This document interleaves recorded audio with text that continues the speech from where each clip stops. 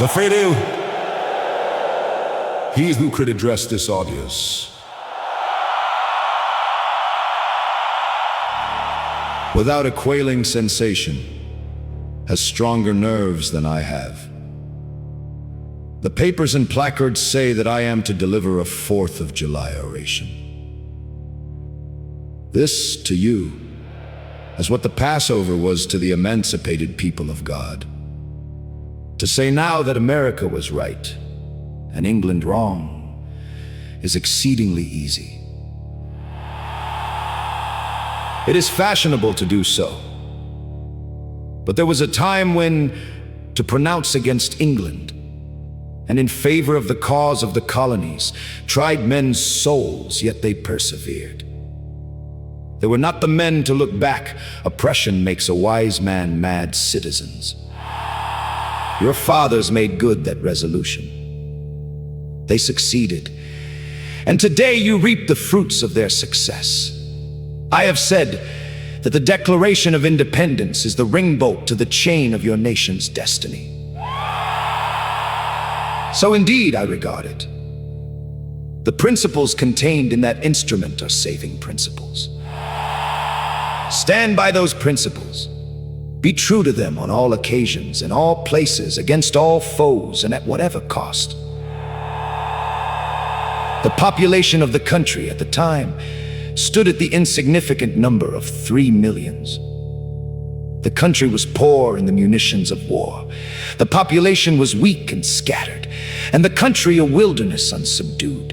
They were statesmen, patriots, and heroes, and for the good they did, and the principles they contended for. I will unite with you to honor their memory. They were quiet men, but they did not shrink from agitating against oppression. They showed forbearance, but that they knew its limits.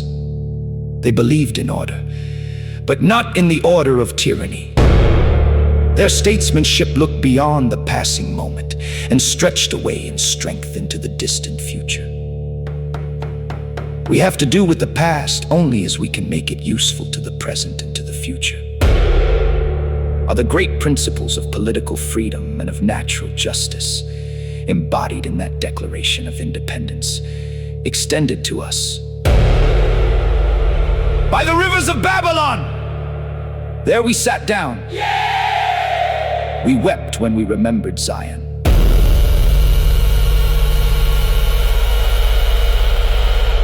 We hanged our harps upon the willows in the midst thereof.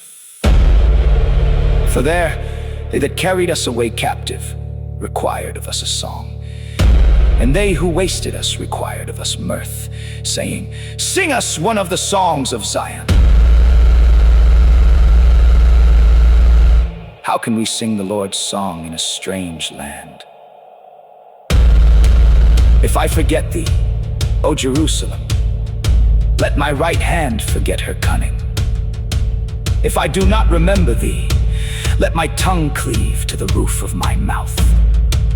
If I do forget, if I do not faithfully remember those bleeding children of sorrow this day, may my right hand forget her cunning, and may my tongue cleave to the roof of my mouth. To forget them, to forget them, to pass lightly over their wrongs, and to chime in with the popular theme, would be treason most scandalous and shocking, and would make me a reproach before God and the world. I do not hesitate to declare with all my soul that the character and conduct of this nation never looked blacker to me than on this 4th of July.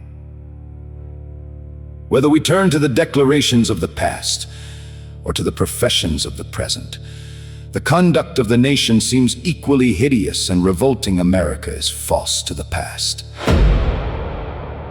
false to the present, and solemnly binds herself to be false to the future.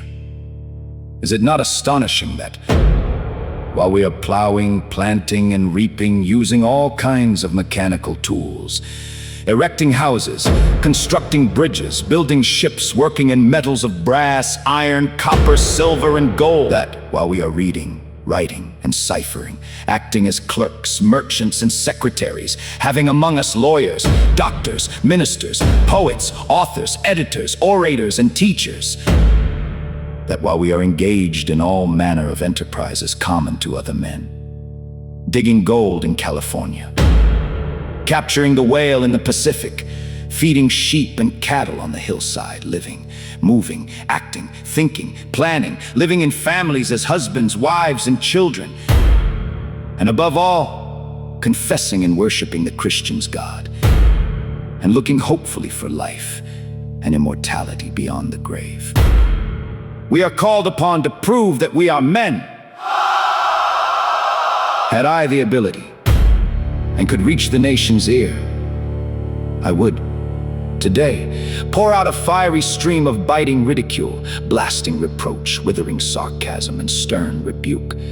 For it is not light that is needed, but fire. It is not the gentle shower, but thunder. We need the storm, the whirlwind, and the earthquake. The feeling of the nation must be quickened. The conscience of the nation must be roused. The propriety of the nation must be startled. The hypocrisy of the nation must be exposed.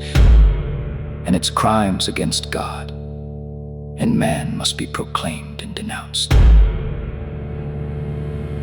Go where you may, search where you will, roam through all the monarchies and despotisms of the old world, travel through South America, search out every abuse, and when you have found the last, lay your facts by the side of the everyday practices of this nation. And you will say with me that for revolting barbarity and shameless hypocrisy, America reigns without a rival.